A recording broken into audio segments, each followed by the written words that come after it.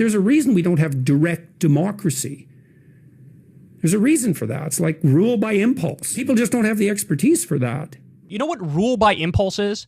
Rule by impulse is having politicians make our decisions. When these politicians are in the pocket of Chevron and ExxonMobil and Goldman Sachs and the military-industrial complex, companies like Lockheed Martin and Honeywell and Boeing, that's rule by impulse. You have these, like, adult children who are colossally corrupt, who just do the bidding of their donors, and they're doing it, whether consciously or subconsciously, because they want to get rewarded. They want to win their next campaign, so they want to fill those campaign coffers, or when they leave Washington, they want to get a lobbyist gig for $1 million a year to sit on their ass all day.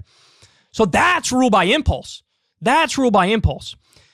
And then the part where probably the worst claim he makes is like, effectively, look, you got to rely on the experts and you got to rely on the intellectuals. Oh, really?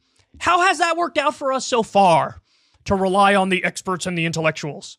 It was the experts and the intellectuals who got us into an illegal war, an offensive and illegal war that killed minimum 200,000 innocent civilians in Iraq. It was the experts and the intellectuals that brought us torture. It was the experts and the intellectuals that decided so-called free trade deals are wonderful, even though they decimated the American working class and outsourced the jobs for pennies on the dollar. It was a race to the bottom.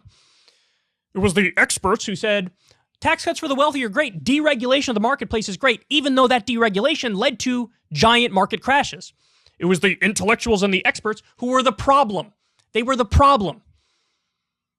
Because you could be an expert and an intellectual, but you're well-versed in an ideology that is simply incorrect in the sense that it's power-serving against the needs of the people.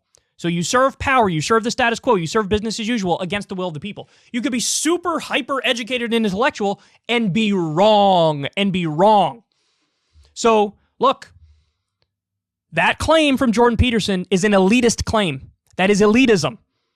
We got to rely on the experts and the intellectuals. Actually, I submit to you, they are more of the problem. They are more of the problem. It's not average Joe and Jane working class person who's just trying to get by and pay the bills and do well by their family. They're not the problem. They're the victims